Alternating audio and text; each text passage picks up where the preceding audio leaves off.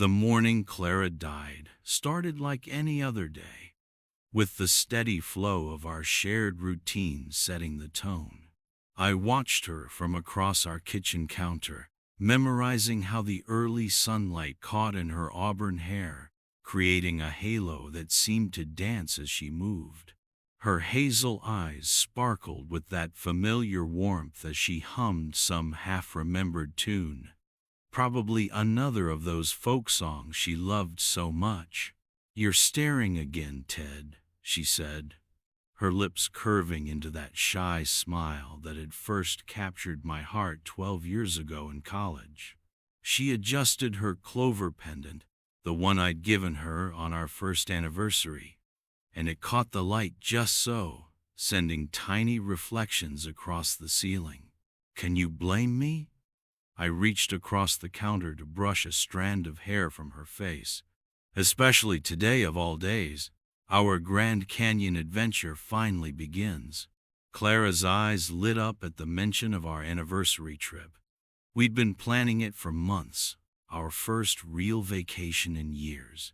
The canyon had been her dream since childhood.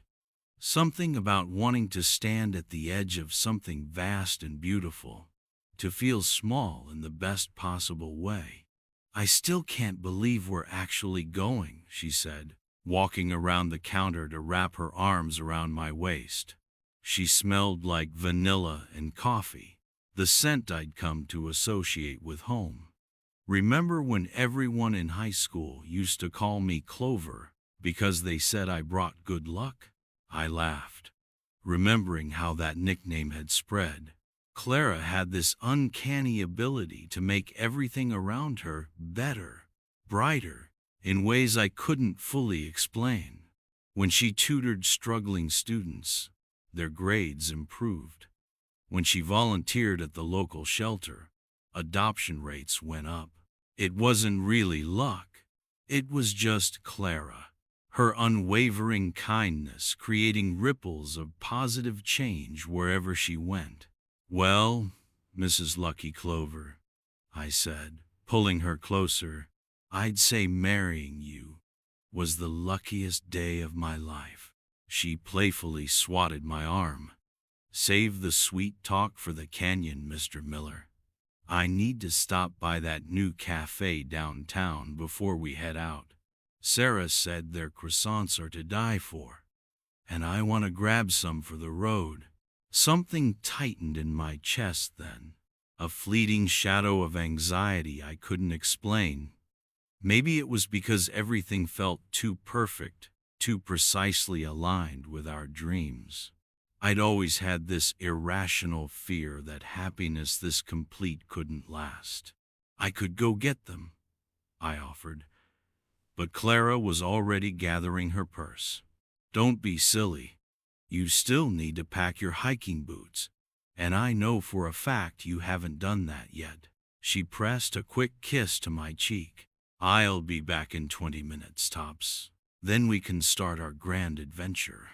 I watched her leave, auburn hair swaying, Clover pendant catching the light one last time. If I'd known that would be the last time I'd see her alive, I would have held her tighter, longer. I would have told her again how much I loved her, how she'd made my world infinitely better just by being in it. Instead, I went upstairs to pack my boots, humming that same half-remembered tune she'd left hanging in the air. 20 minutes later, sirens pierced the morning calm. By the time I reached the cafe, flames had already claimed half the building, and with it, my entire world. The next few hours blurred into a nightmare of flashing lights, acrid smoke, and desperate voices. I stood there, helpless, watching firefighters battle the inferno that had swallowed the cafe whole. My legs wouldn't move, even as ash rained down around me, coating everything in a ghostly gray film. "Sir, you need to step back," a firefighter kept saying, but his words seemed to come from far away. All I could focus on was the building's facade, now blackened and crumbling, and the horrible knowledge that Clara was somewhere inside. Time stretched like molasses. Every second felt like an eternity as I watched them search, hoping against hope that they'd find her alive. Clara was lucky. She'd always been lucky. That's what I kept telling myself, even as the pit in my stomach grew deeper.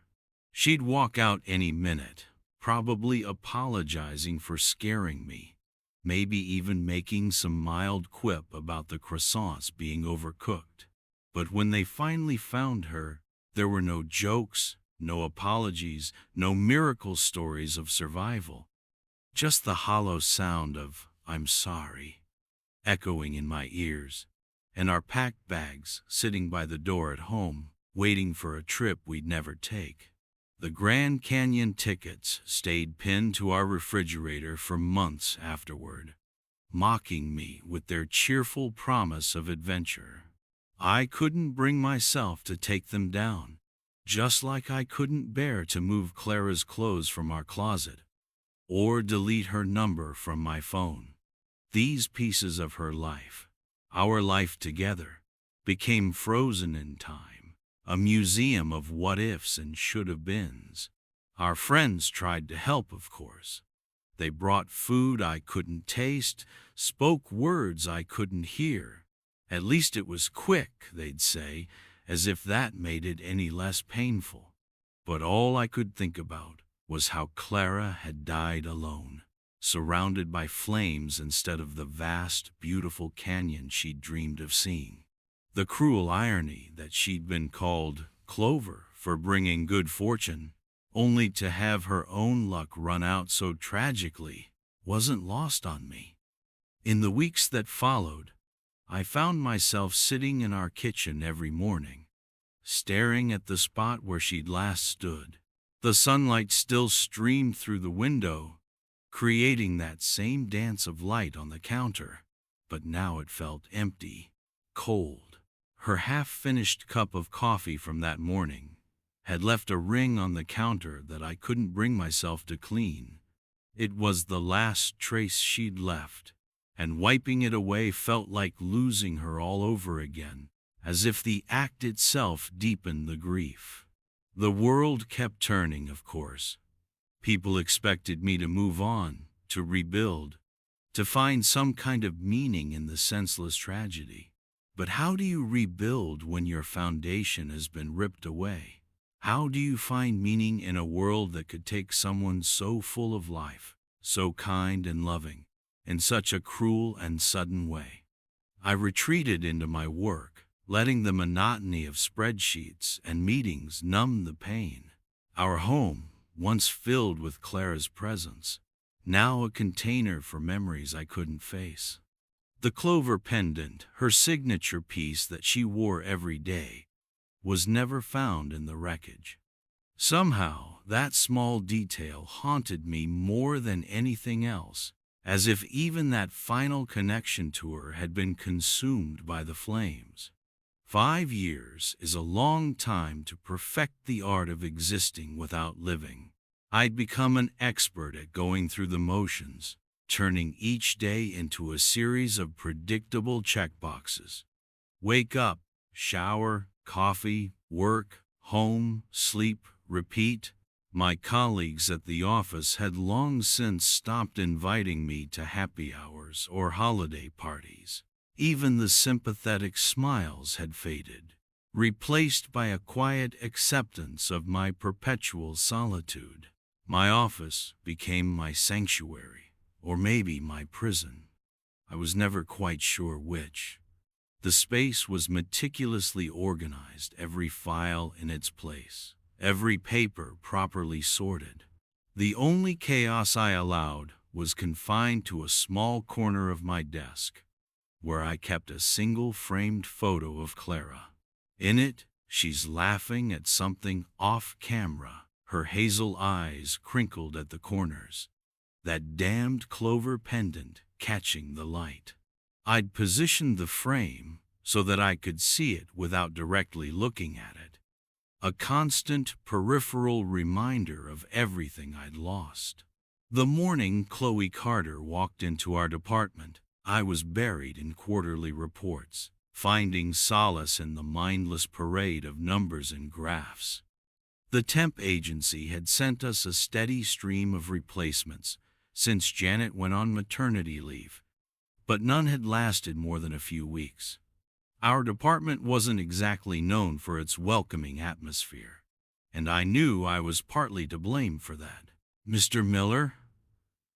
A voice cut through my concentration, fresh-faced and confident, carrying a blend of sharp professionalism and relaxed charm. "I'm Chloe Carter, your new temp."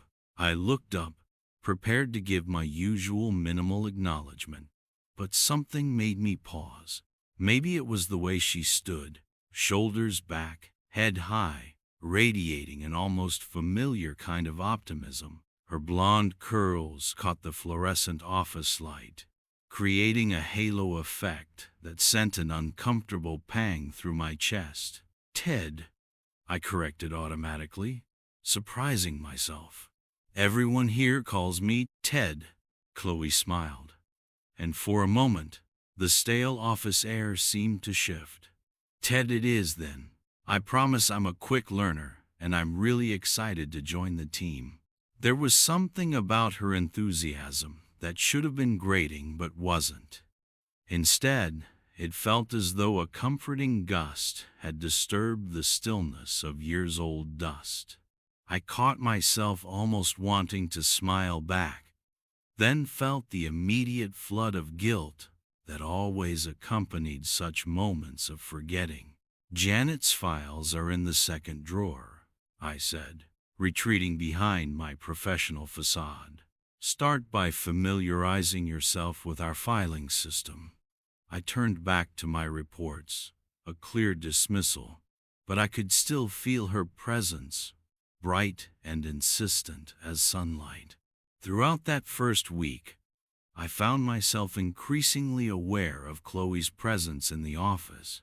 She swept through our somber department like a burst of color on a faded canvas, transforming the most mundane tasks with a quiet energy. Even Bob from accounting, who hadn't smiled since Bush was president, started bringing her coffee in the mornings. I tried to maintain my distance, but it wasn't easy. Chloe had an uncanny ability to draw people out of their shells, much like. The comparison felt like a betrayal, even if it was only in my mind. What caught my attention most, though I pretended not to notice, was the way she approached her work. Where other temps had treated the job as a temporary inconvenience, Chloe attacked each task with genuine interest. She stayed late organizing files that had been neglected for years, humming softly to herself as she worked. The sound would drift into my office, stirring memories I'd worked hard to suppress. "You don't have to stay," I told her one evening when the office had emptied except for us. "Those files have waited this long." She looked up from her work, tucking a stray curl behind her ear. "I know, but I want to. Besides, I feel like I'm on a lucky streak lately." She touched something at her neck, a pendant I hadn't noticed before. "Ever since I found this at the children's charity shop, things have been looking up. Got this job, found a great apartment. It's like having a good luck charm." I nodded absently, not really listening, until she added, "They called me Clover in high school because of it. Funny how nicknames stick, isn't it?" The word hit me like a physical blow. I mumbled something about needing to check some numbers and retreated to my office, closing the door perhaps a bit too firmly. My hands shook as I tried to focus on the spreadsheet in front of me, but the numbers blurred together. That night, driving home, I caught myself thinking about Chloe's story, not about the coincidence of the nickname. I couldn't let myself venture down that path, but about the idea of lucky streaks and new beginnings. Clara had believed in signs and serendipity. She would have seen meaning in such coincidences. But Clara was gone, and I had long since stopped believing in luck or fate or any kind of cosmic meaning. I had my routine, my carefully constructed walls, my manageable emptiness. It was enough. It had to be enough. Still, as I went through my evening routine, takeout dinner eaten standing at the kitchen counter, TV droning in the background, another sleepless night ahead, I found myself thinking about the sound of humming in the office and how it had made the place feel just a little less hollow. I was working late again, seeking refuge in the mindless rhythm of spreadsheets and presentations. The office had emptied hours ago, leaving me alone with the soft hum of fluorescent lights and Clara's photographer's smile forever frozen in that moment of pure joy I'd captured at our favorite coffee shop. The rhythmic clack of heels pulled me from my thoughts. Chloe, our new temp, was still here, organizing files at her desk. In the few weeks since she joined our department, I'd noticed how she'd bring a fresh energy to our team, though I kept my distance. Getting close to people meant inviting questions about the photo on my desk, about my past, about Clara. "Ted?" Her voice was hesitant, almost apologetic for breaking the evening silence. I looked up to find her standing before my desk, fingers nervously playing with something around her neck. "Does this look familiar to you?" She held out a pendant, and my world stopped spinning. My throat constricted as I stared at the silver four-leaf clover dangling from her fingers. The intricate pattern on each leaf, the birthstone at its center. I'd spent countless evenings watching Clara trace those same patterns while she read or planned our trips. That pendant had been her signature piece, a testament to the nickname that followed her since high school. "This is Clara's," I managed, my voice barely a whisper. "There's no mistaking it." My hands trembled as I reached for it, feeling the familiar weight and texture that I thought I'd lost forever in the chaos of that terrible day. Memories crashed over me like waves.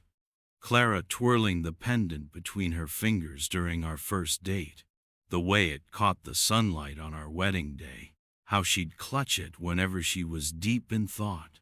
The pendant had been missing after the fire, just one more piece of her that slipped away from me. The rain drumming against the windows seemed to echo the pounding in my chest. Questions swirled in my mind. How had this piece of Clara found its way back? What cosmic coincidence had placed it around Chloe's neck? The universe that had seemed so cruel in taking Clara away now felt like it was trying to tell me something. I looked up at Chloe, noticing for the first time how the pendant seemed at home against her sweater, as if it had chosen her. The energy that once surrounded Clara now seemed to radiate from this young woman, unexpectedly bringing a part of my past back to life. The office felt different now, charged with a significance I couldn't quite grasp. For 5 years I'd been frozen in time, just like Clara's photograph. But now, holding this tangible piece of her in my hands, something shifted inside me, a door creaking open that I'd thought was sealed forever. I studied the pendant more closely under my desk lamp, memories flooding back of the countless times I'd watched Clara fidget with it during meetings or twist it thoughtfully while reading. Each scratch and tiny imperfection was exactly as I remembered, like a fingerprint of our shared past. The emerald birthstone still caught the light just so, throwing tiny green specks across my desk like fairy lights. "How did you?" I started, then stopped, my voice catching. The question seemed too big, too loaded with emotion to finish. But Chloe understood. her eyes softening with compassion. My hands wouldn't stop shaking as I held the pendant, feeling its familiar weight. The metal had warmed from Chloe's wear, but I could almost imagine it still carried Clara's warmth. 5 years of grief had taught me to guard against hope, to expect only more loss. But here was something returned, something I'd thought was gone forever, like finding a piece of a puzzle I'd given up on completing. The steady drone of the office air conditioning seemed to fade away, replaced by the sound of my own heartbeat in my ears. Every detail of this moment burned itself into my memory. The muted light of my desk lamp, the constant patter of rain against the windows, the way Chloe waited patiently, giving me space to process this impossible moment. This wasn't just Clara's pendant anymore, it had become something more. A bridge between then and now, between what was lost and what might still be found. As I looked up at Chloe again, I saw something in her eyes that I hadn't allowed myself to feel in years, the possibility of moving forward without leaving the past behind. The pendant trembled in my hands as I stared at it, unable to process the flood of emotions coursing through me. The office had grown darker, with only my desk lamp casting a warm pool of light around us. Somewhere in the building, the cleaning crew's vacuum cleaner hummed distantly, a mundane counterpoint to this extraordinary moment. "I found it at a thrift store," Chloe said warmly, breaking the heavy silence. She pulled up the spare chair and sat down, her green eyes reflecting genuine concern. "It's the Children's Hope charity shop on Mason Street. I was actually ducking in to escape the rain that day."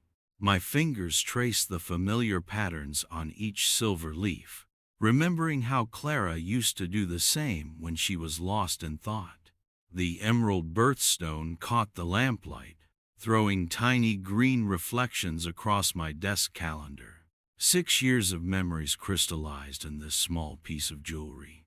Clara's laughter as she told me about her high school nickname, the way she'd absently play with it during our morning coffee rituals, how it had gleamed against her collar on our last morning together. "I know this might sound strange," Chloe continued, her voice quiet yet firm, "but when I saw it in that display case, something just called to me. They had other jewelry there, nicer pieces even, but this one." She paused, choosing her words carefully. "It felt like it was waiting for me." I looked up at her, really seeing her for the first time since she joined our department. The pendant had seemed so natural around her neck that I hadn't even noticed it until now. She had the same kind of light about her that Clara had possessed, that indefinable quality that drew people in and made them feel at ease. "In high school," she said, a small smile playing at her lips, "they called me Clover too. I used to be able to find 4-leaf clovers anywhere. It drove my friends crazy. When I saw this pendant, it felt like a sign. I'd been having such a hard time finding steady work, and something about it just gave me hope." Her fingers twisted nervously in her lap. "The very next day, I got the call about this position. The coincidence was almost too much to bear." I closed my eyes for a moment, feeling the weight of the pendant in my palm. Clara had always said there were no real coincidences, that the universe had its own way of weaving lives together. I'd stopped believing in such things after losing her, but now Clara believed in signs like that, I heard myself saying, surprised by the steadiness in my voice.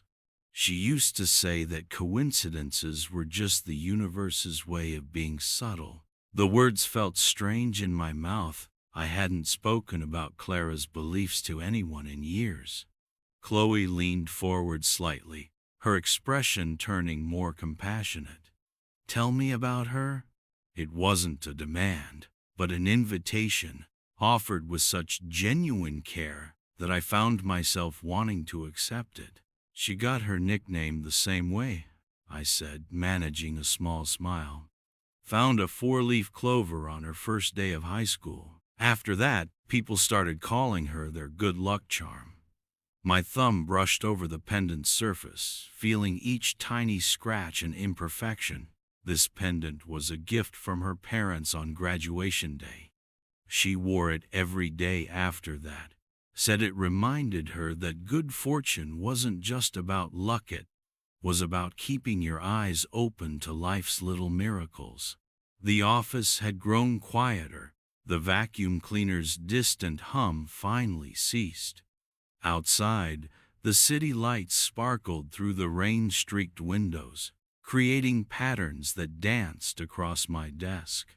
The photo of Clara seemed to watch us with her eternal smile, as if she'd been waiting for this moment. I lost track of it after the fire, I continued, the words coming easier now. Everything was chaos that day. The firefighters managed to recover some of her belongings, but the pendant wasn't among them. I searched everywhere, filed reports with the cafe's insurance, even put up notices online. Eventually, I had to accept it was gone, just like her. Chloe's eyes welled with tears, but she blinked them back quickly. The shop owner said it had been donated just the day before I found it. Someone had dropped off a whole box of jewelry to benefit the children's hospital program. Something clicked in my memory. Clara volunteered at that hospital, I said lightly. She'd spend her weekends reading to the kids in the oncology ward. They loved her, called her their lucky charm too. A tender silence fell between us, filled with the weight of connection. The pendant caught the light again, and for a moment I could almost hear Clara's laugh, feel her presence in the room with us. The grief that had been my constant companion for 5 years shifted slightly, making space for something else's something that felt remarkably like hope. I should give it back to you, Chloe said quietly, but I was already shaking my head. No, I replied, surprising myself with the certainty in my voice. I think Clara would want you to have it. The way it found you, what it means to you, it's exactly the kind of sign she would have loved. I held the pendant out to her, noticing how my hands had finally stopped shaking. Besides, it seems like it's already brought you some of that Clover luck. As Chloe carefully took the pendant back, our eyes met in understanding.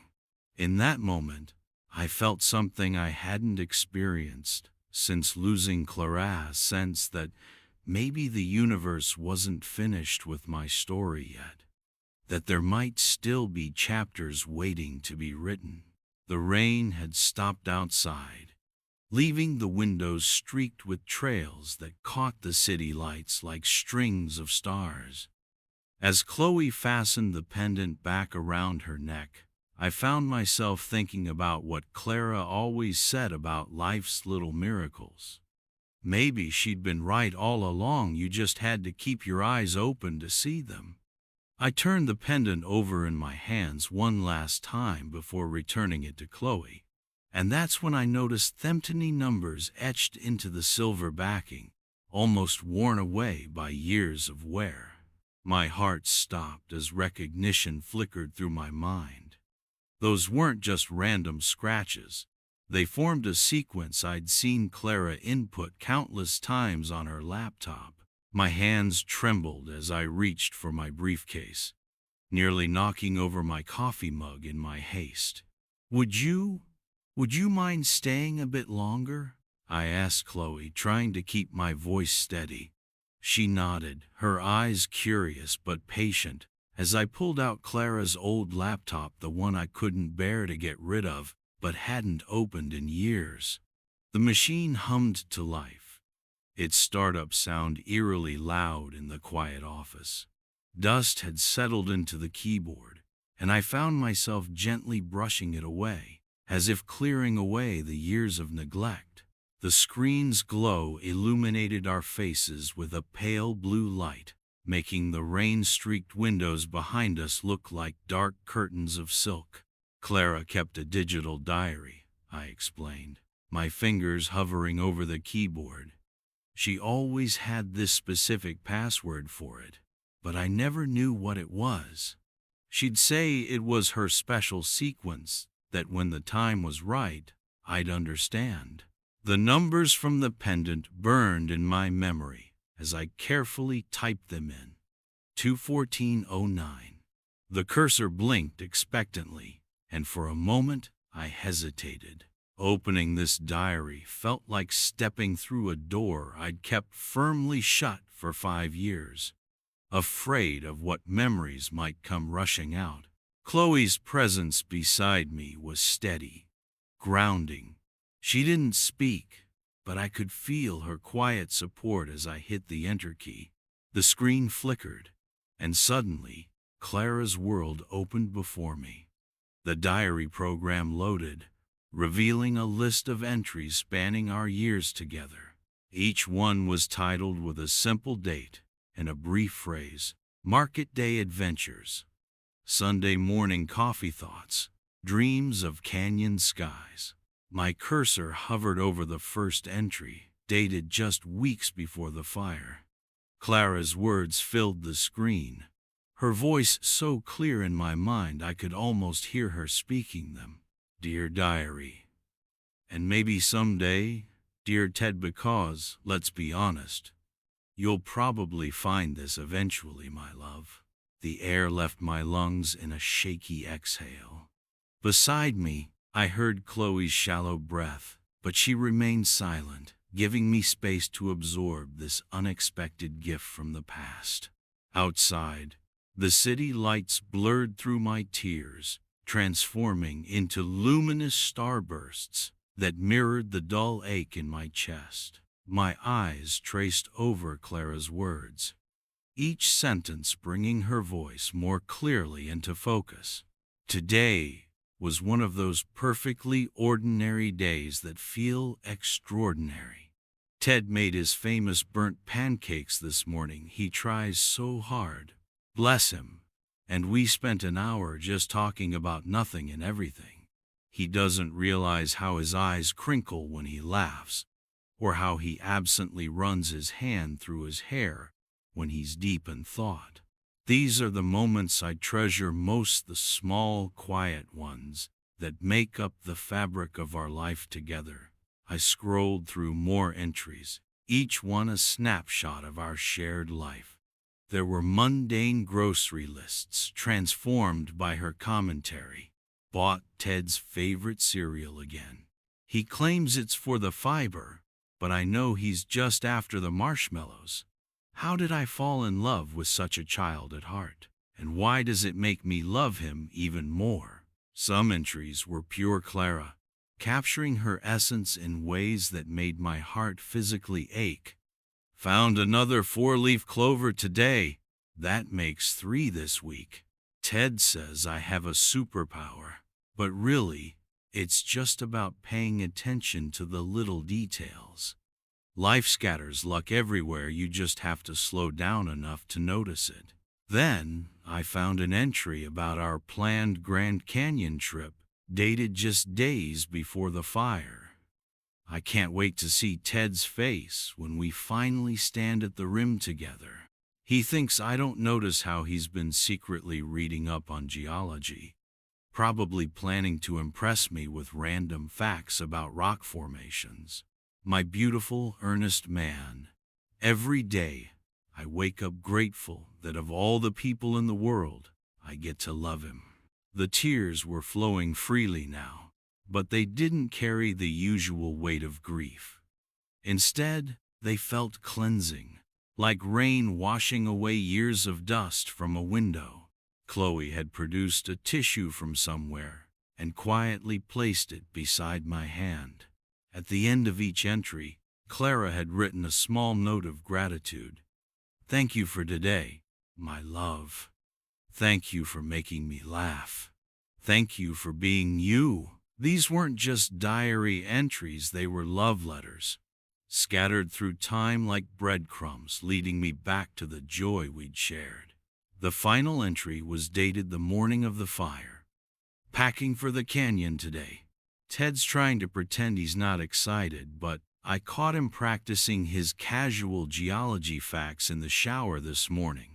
I love how he puts so much effort into these little surprises for me. Note to self: remember to act suitably impressed when he casually mentions the age of the Vishnu schist.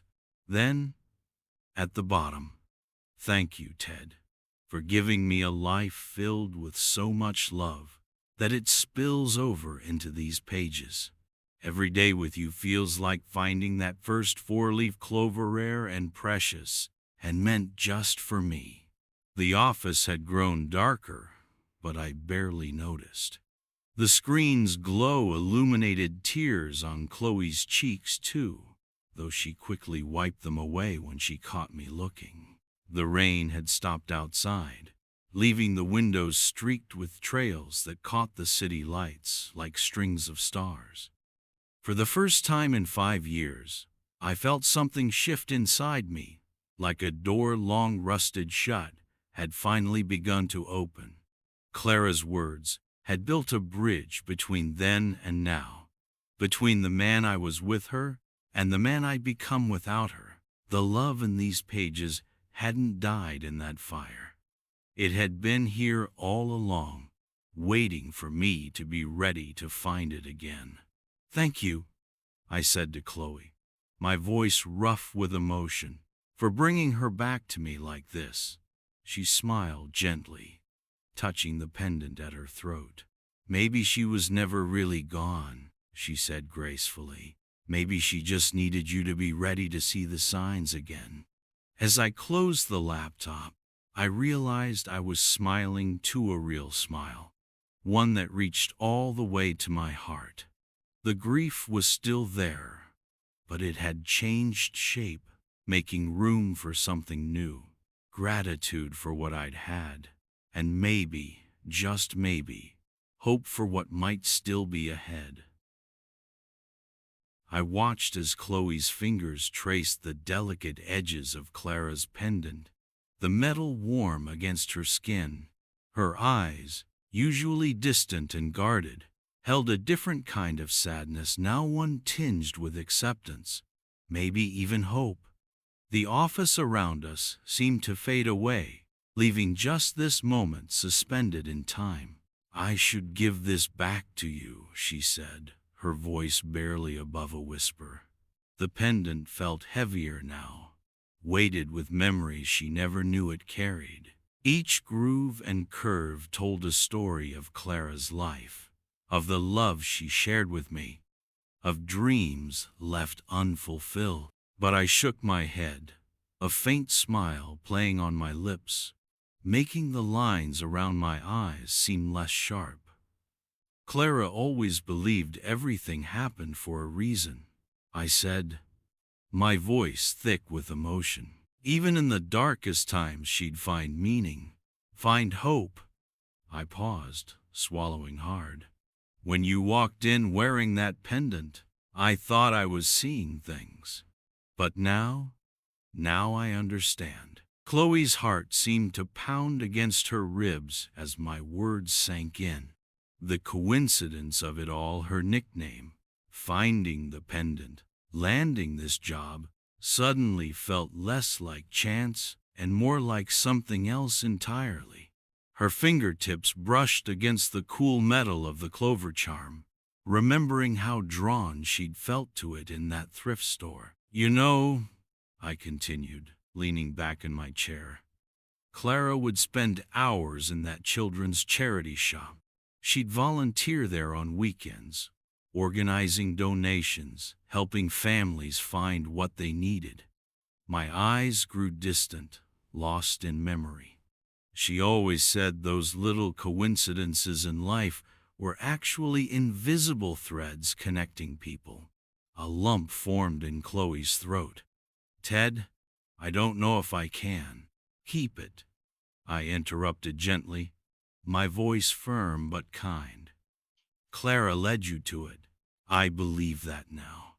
My hands, usually so steady during presentations, trembled slightly as I reached out to touch the pendant one last time. She would have loved knowing it found its way to someone who needed its luck, someone who shares her nickname.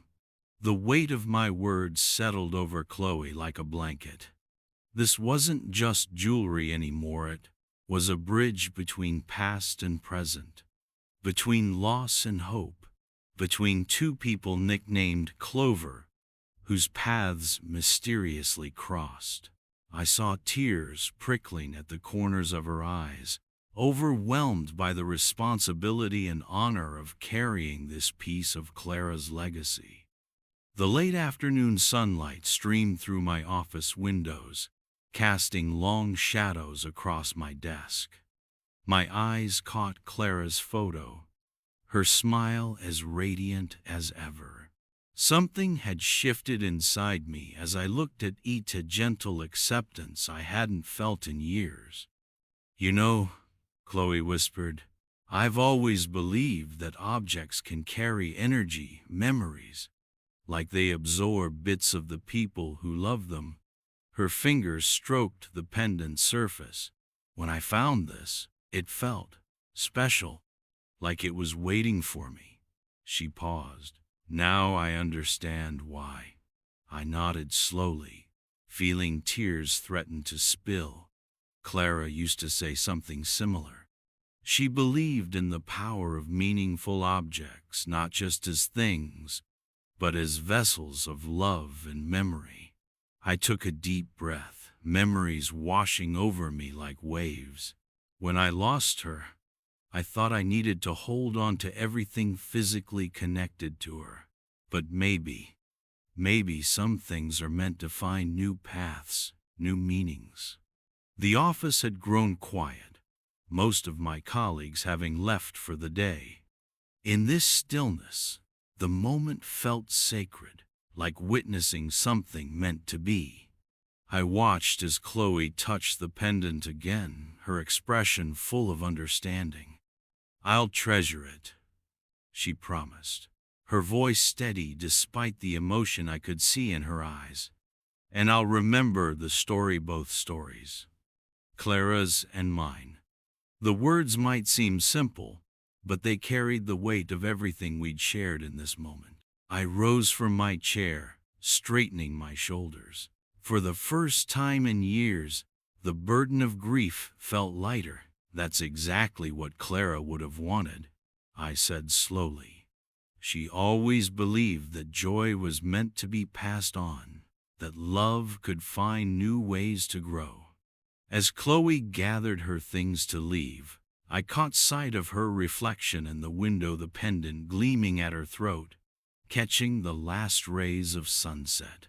In that moment, I saw both the echo of Clara and something entirely new, a testament to the mysterious ways life connects us, to the persistence of love beyond loss, and to the hope that always, somehow, finds its way back into the world.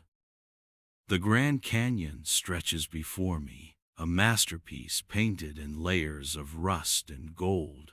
The morning sun catches each ridge and valley, creating shadows that dance across the ancient rock faces.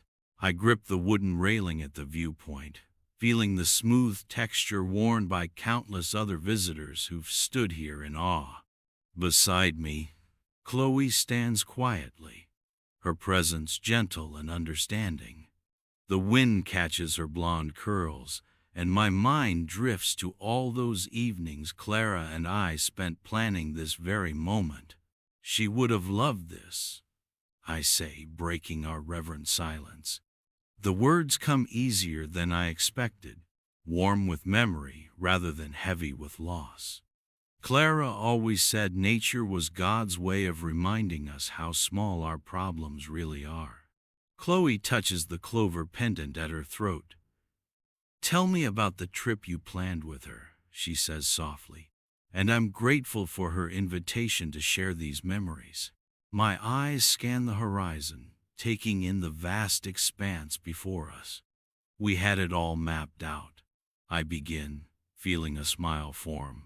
Clara insisted on watching both sunrise and sunset from different points along the rim. She had this theory that the canyon would look like a completely different place as the light changed. I pull out Clara's worn leather travel diary from my backpack. The pages are filled with her neat handwriting, carefully planned itineraries, and little sketches of the canyon she'd copied from travel guides. "Look at this," I say, pointing to a particular page. She drew out our entire hiking route, complete with spots marked for picnic breaks. Clara was always the organized one. I chuckle, and the sound echoes slightly against the canyon walls. I used to tease her about over-planning, but secretly, I loved how excited she got about every detail. A brisk morning breeze carries the earthy scent of sage, mingling with the heat radiating off the stone. A red-tailed hawk soars past us, riding the thermal currents with effortless grace. I watch it glide away, memories flowing freely now. "You know what's strange?" I say, closing the journal carefully. "Standing here now, I don't feel the weight of what we missed. Instead, I keep thinking about how much joy Clara found in planning this trip. How she'd spend evenings researching the best trails, reading about the geology, looking up local legends. Sometimes, the dreaming is just as important as the doing," Chloe offers calmly. "Yes," I nod, feeling my voice grow stronger. Clara understood that. She used to say that anticipation was like a gift you could open again and again. I turned to look at Chloe, aware of the tears in my eyes but not ashamed of them.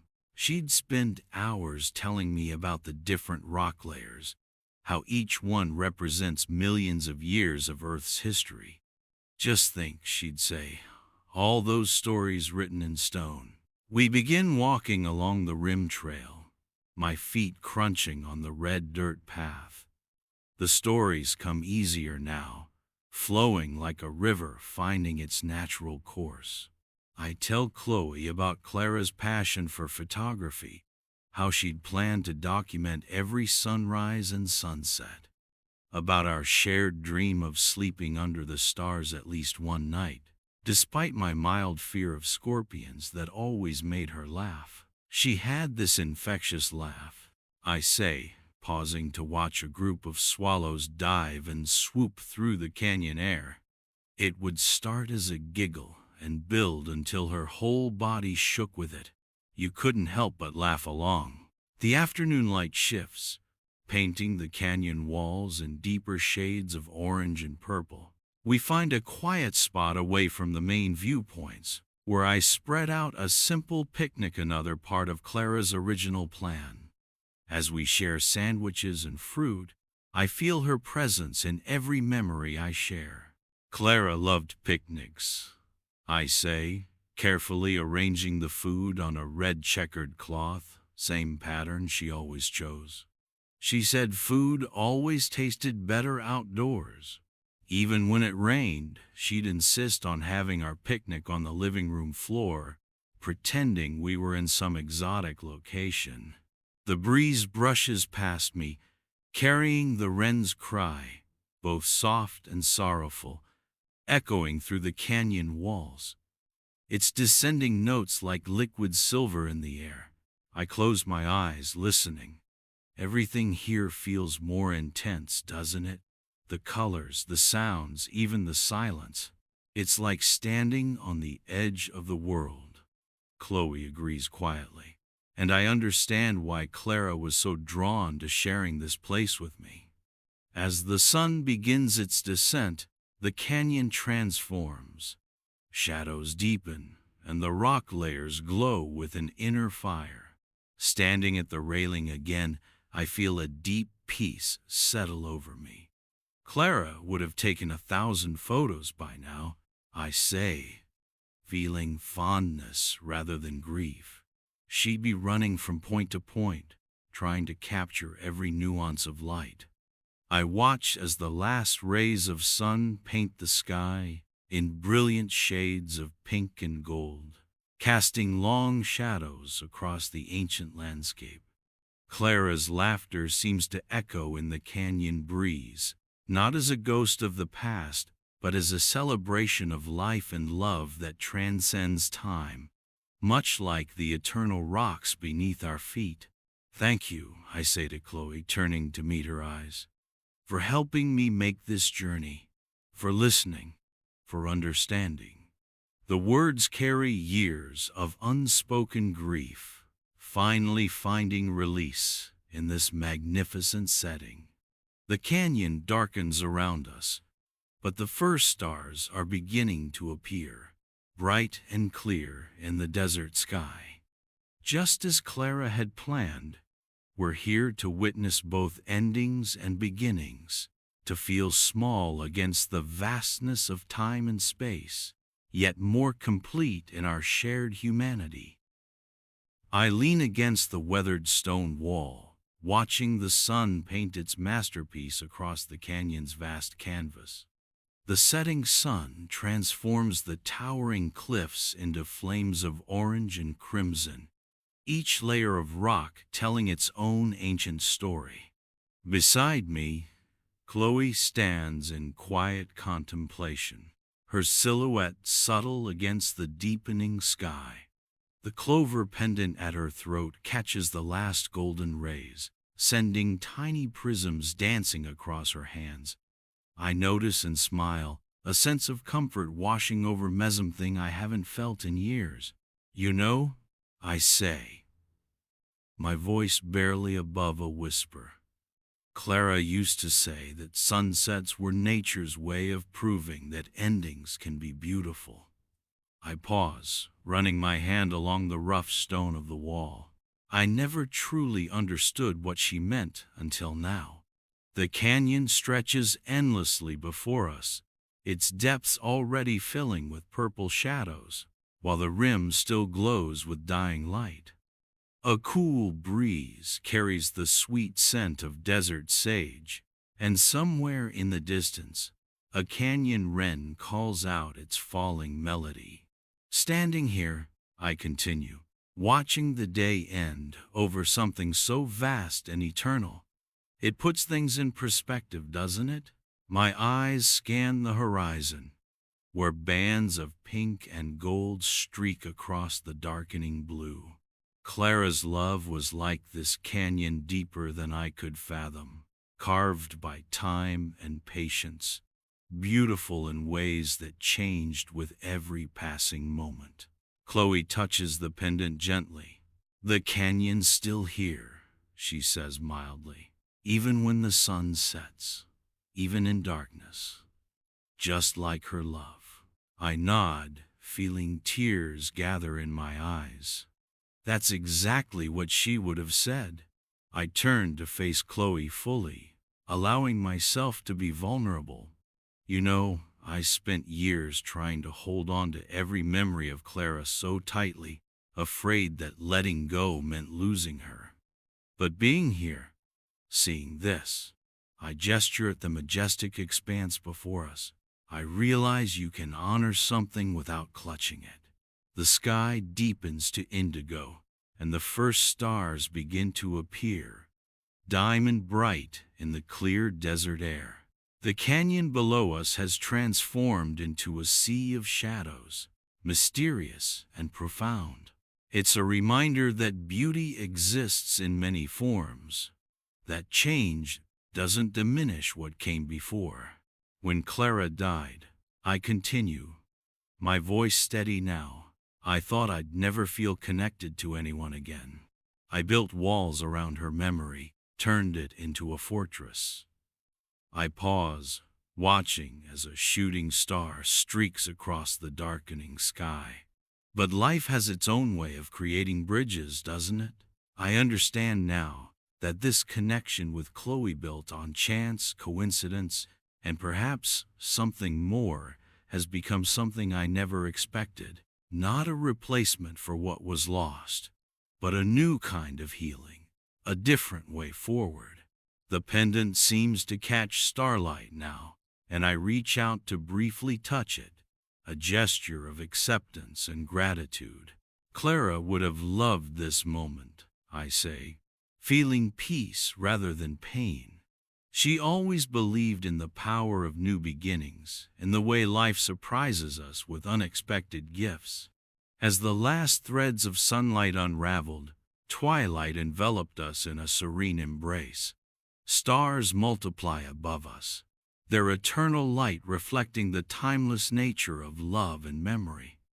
We stand together in comfortable silence, two people connected by a silver clover and the enduring spirit of the woman I loved. As the night settles around us, I feel the weight of this moment not as an ending, but as a threshold. I've found my way back to life, not by letting go of Clara's memory, but by allowing it to evolve, to bridge past and present. And in Chloe, I've found proof that the heart can expand to hold both memory and hope, grief and joy, endings and beginnings.